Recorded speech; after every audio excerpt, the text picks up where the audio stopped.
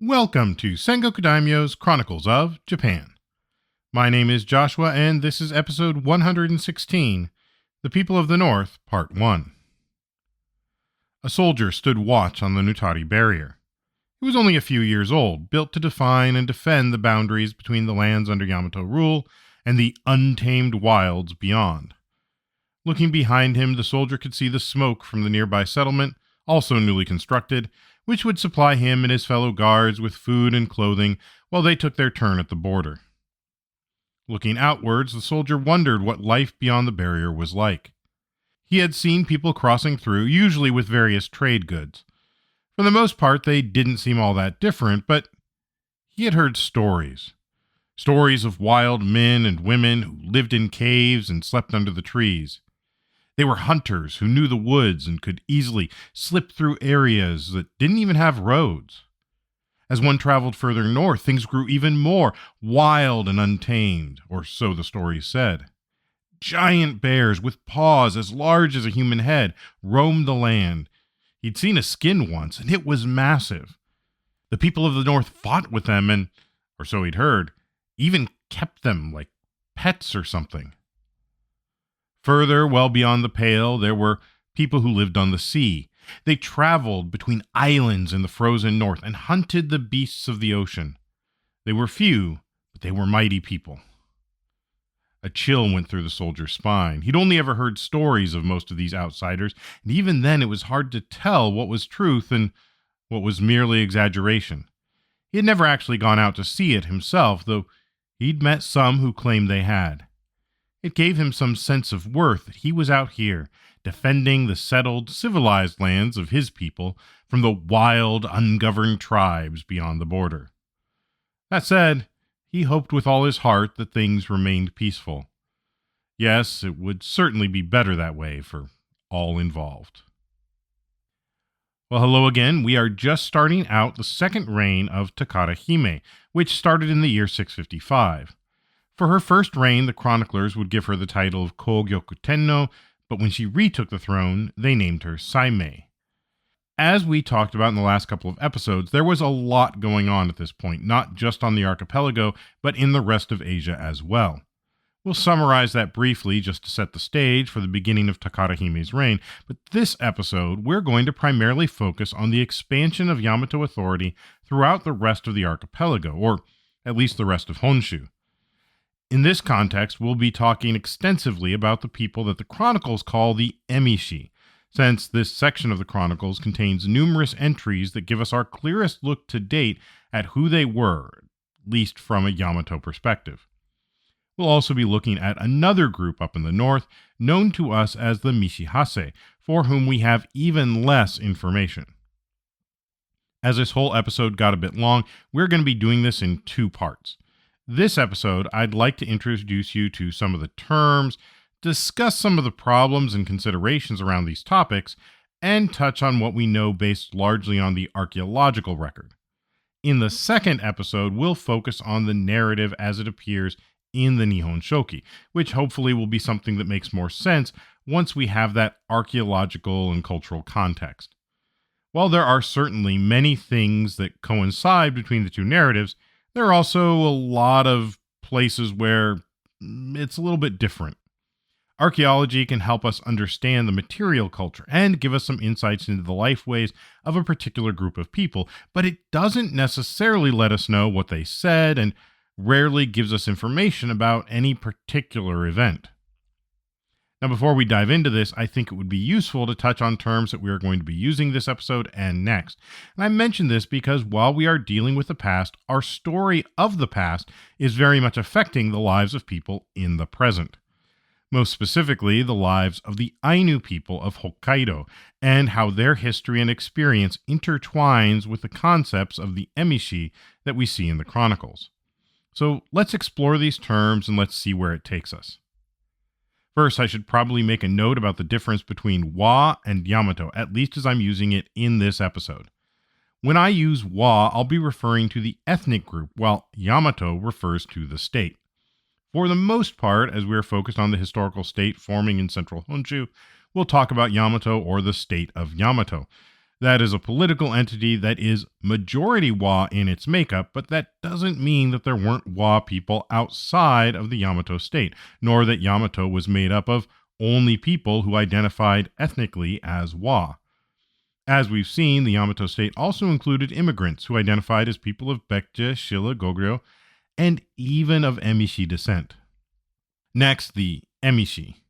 The term Emishi is an exonym used by Yamato to describe those who are outside of Yamato's borders and controls, especially up in Tohoku.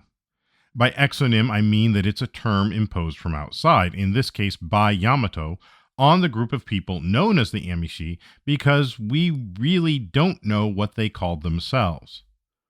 Moreover, the term Emishi is complex and doesn't necessarily describe a single monolithic ethnic group or culture.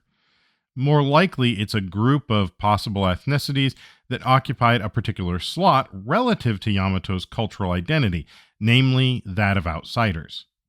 The chroniclers refer to several different geographic regions as the place where Emishi came from, situated relative to the core of the Yamato polity, but the archaeological evidence is much more nuanced.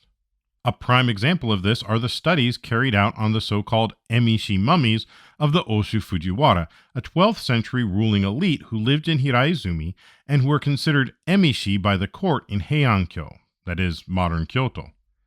In studying the mummies, it was determined that they were closely related to the Wa people of Japan and the Kinki region.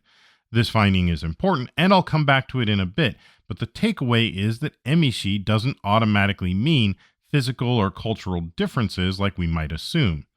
There were likely ethnic Wa Emishi, along with Emishi who were more closely connected with the indigenous people, descendants of the Jomon, and possibly ancestors to the later Ainu people. And so finally, the Ainu.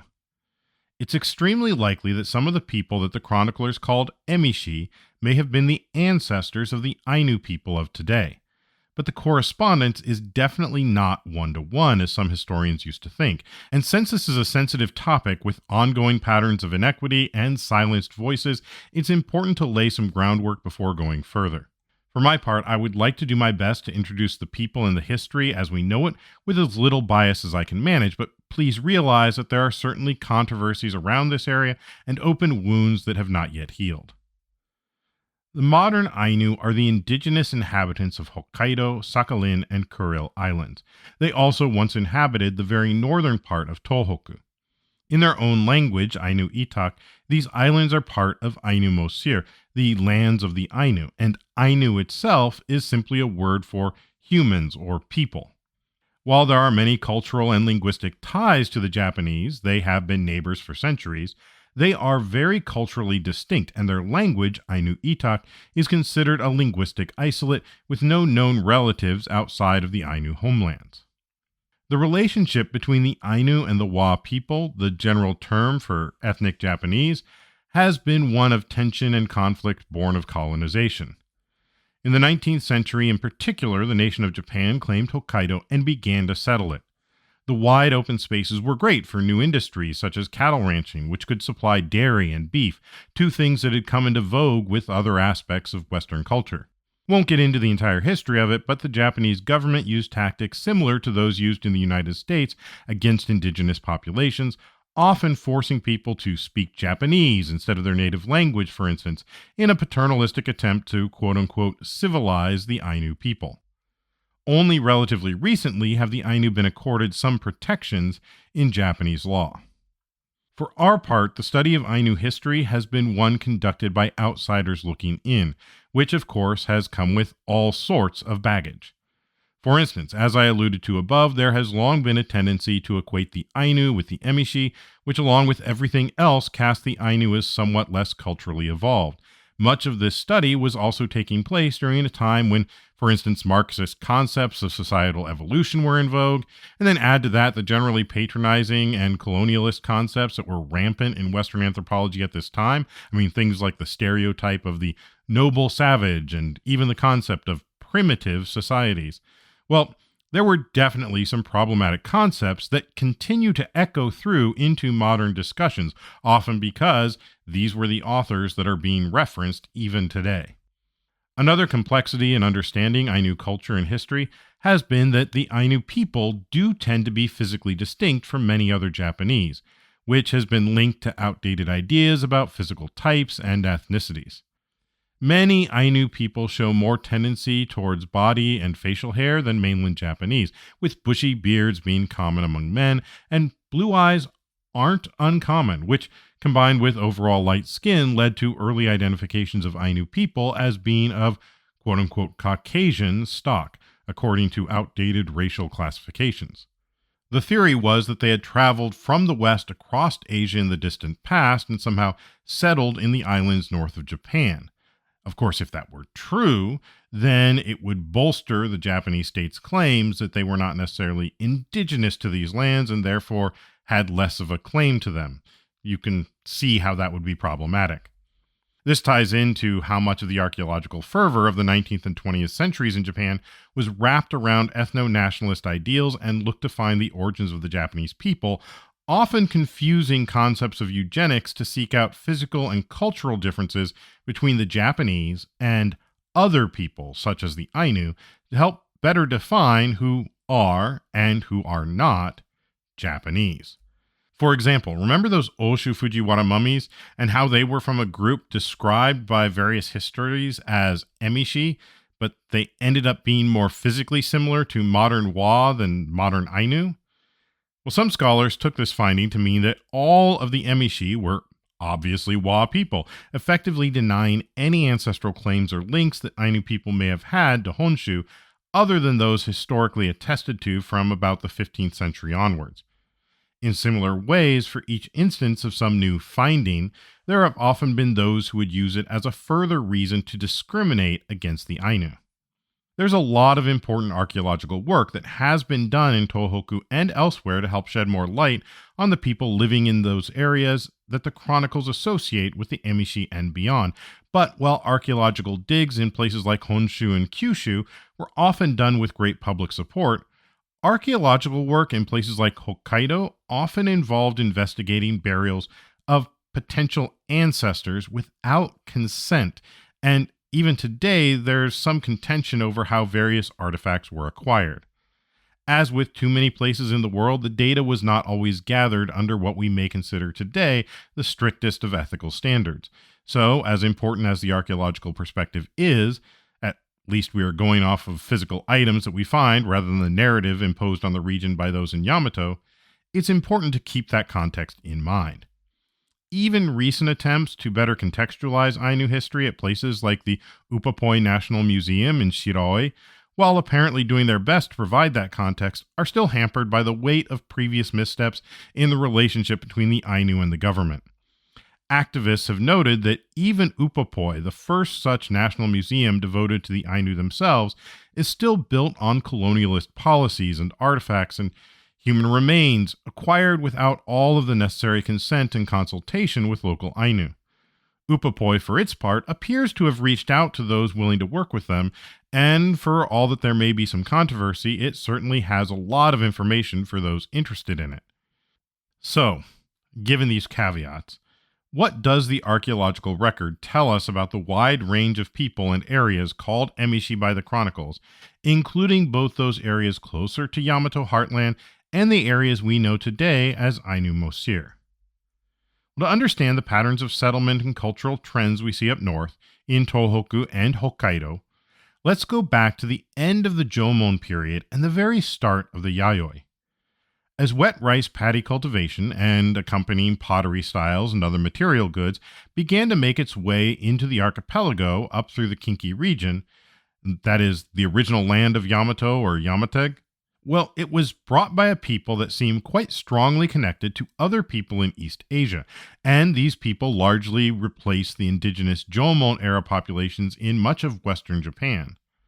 However, the new material culture traveled faster and farther than the new people themselves, and it appears that in eastern Honshu at least, much of the new farming technology, pottery, and other life ways of the Yayoi culture were adopted by people that appear to share a great deal in common physically with the previous Jomon populations, suggesting that the local populations were themselves adopting the new technology and being absorbed into the Yayoi culture.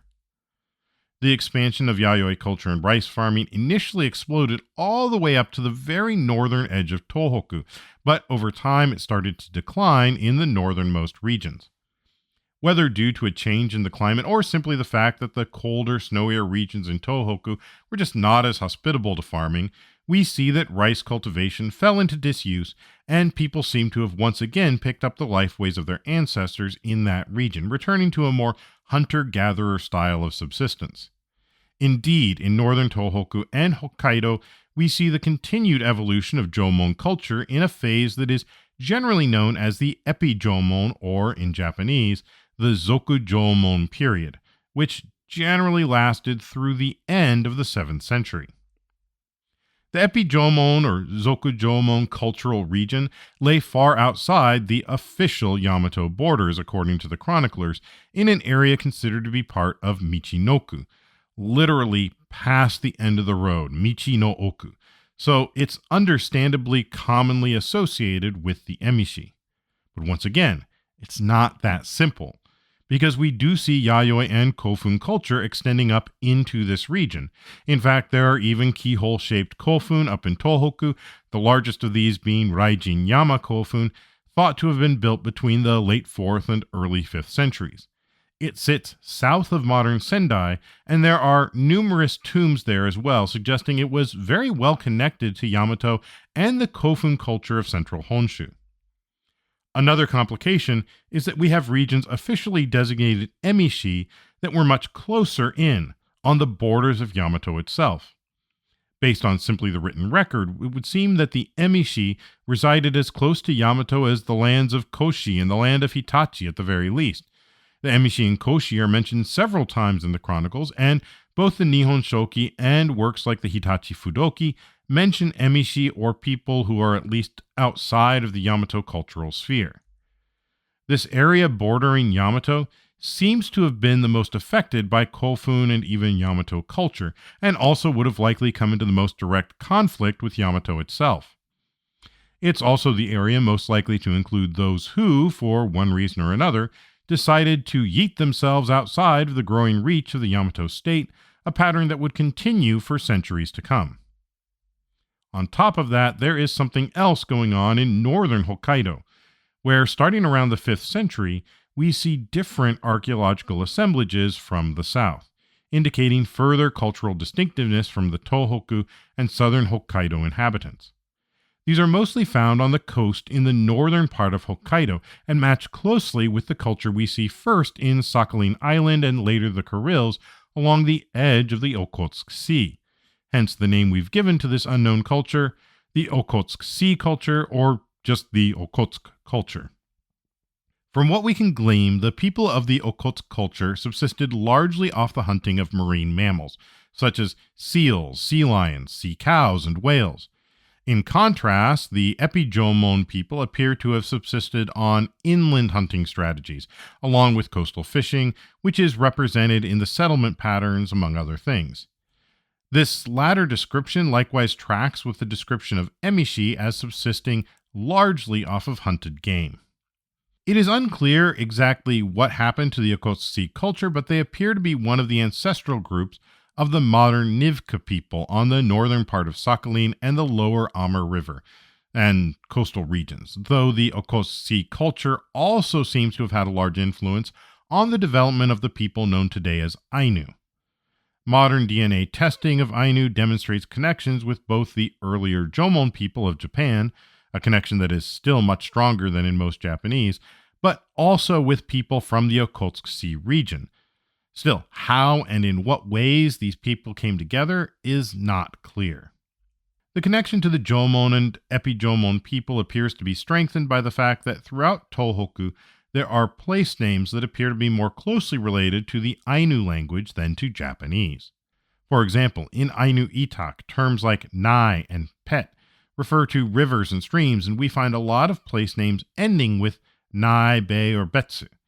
These are often written with kanji that would be understandable to Japanese speakers, but the prevalence and location of these names often make people think that they are likely related to Ainu Itak in some way, possibly a Proto-Ainuic language or dialect that is now lost. While I can't discount the fact that some of this could be due to false etymologies, we can add to it the fact that the term Emishi was eventually changed to Ezo, which itself came to be used primarily for Hokkaido and the people there, including the people we now know today as the Ainu. However, it isn't clear that the term Emishi, or even Ezo, was consistently applied to only one group, and its usage may have changed over time, simply being used in each period to refer to the people of the Tohoku and Hokkaido regions outside of the control of the Japanese court. Another aspect of the archaeological record is the change in the Epi-Jomon culture to what we know as the Satsumon culture around the time of our narrative. Satsumon, like Jomon, is derived from the distinctive pottery styles found. Jomon means cord-marked, referring to the use of pressed cords and similar decoration on pottery. And starting in the 7th century, we see a new style using wood to scrape designs instead, thus the term Satsumon. It first pops up in Honshu, but by the 9th century it had spread to Hokkaido and eventually even spread to areas associated with the Okhotsk Sea Culture. It would last until roughly the 13th century, when it was replaced by a culture that is more clearly related to the modern Ainu people. But the Satsumon culture wasn't just about new types of pottery. We see more ironwork appearing in Satsumon culture, as well as the cultivation of millet and other types of agriculture. Tohoku and Hokkaido were still a bit cold for the ancient forms of wet rice agriculture that were prevalent in more southern regions, and millet and other crops likely fit more easily into the life ways of the people in these areas. Likewise, by the 8th century, we also see a new type of stove appearing in Satsumon villages. This kamado seems clearly related to the type of stove that came over to Honshu from the Korean peninsula around the 5th century, reaching Hokkaido by the 8th and eventually finding purchase on Sakhalin by the 11th, demonstrating a slow yet continuous adoption. Some of these changes might be explained by greater contact with the Wa people and the trade networks that extended through Honshu and over to the mainland, but there were also trade routes through Sakhalin Island over to the Amur River Delta and beyond that should not be overlooked, even if they weren't as prevalent in the written histories of the time. I previously mentioned that in the next episode we'll dive more into what the Chronicles have to say about the Emishi. But to give a preview, the Chronicles have already mentioned the Emishi several times as trading and treating with the Yamato state. Back in the era before the Ishii incident, Nakano Oe's coup in 645, Sogono Emishi himself had dealings with the Emishi of the land of Koshi, which we covered back in episode 107. Then in the following reign, Emishi had attended court, but the court had also erected barriers and barrier towns in Nutari and Iabune in 647 and 648 to protect border areas from purported raids by the Emishi. Hence the episode opener, imagining what it might be like for a soldier at one of these barrier towns. But there is also another people that we've already talked about, mentioned in the Chronicles. The Sushen people, also glossed as either the Mishihase or the Ashihase people. In the Nihon Shoki, they first appeared in an entry in the reign of Kinmei Tenno when a group of them came ashore on Sado Island, which we discussed back in episode 86. In this period, however, they appear to be referencing a people who were living in the north of Hokkaido and who were putting pressure on the people to their south, much as Yamato was putting pressure on the people to their northeast. The Sinitic characters or kanji used to name them in the Nihon Shoki use a term from mainland writings for the Sushen people. This name is first given to people mentioned in the early Warring States documents, such as the classics of Mountains and Seas, as living on the Shandong Peninsula. Eventually, however, as empires expanded, the term was used to refer to people along the Amur River region and the coast in modern China and Russia, the eastern areas of what we might think of as Manchuria. These were probably not the same people originally referred to as living in the Shandong, and instead seems to apply to the Yilo people, and likely also is cognate with the later term Jurchen. In the ancient Sinic documents, the Sushen are described as hunter-gatherers who live in the open, using caves and other such natural features for temporary shelter. They hunted with bows and arrows which were tipped with stone arrowheads. To the settled cultures of the Yellow River Basin, they were considered a primitive and a barbaric people. As for the people mentioned in the Nihon Shoki, it is quite likely that the term Sushen was used differently. Rather than referring to the Jurchen people or someone from mainland Asia, it's thought that the characters were used because of the similar role played by the people of northern Hokkaido and Sakhalin Island, and possibly because of the connection with the Amur River region, including the area referred to in older documents as the land of the Sushen.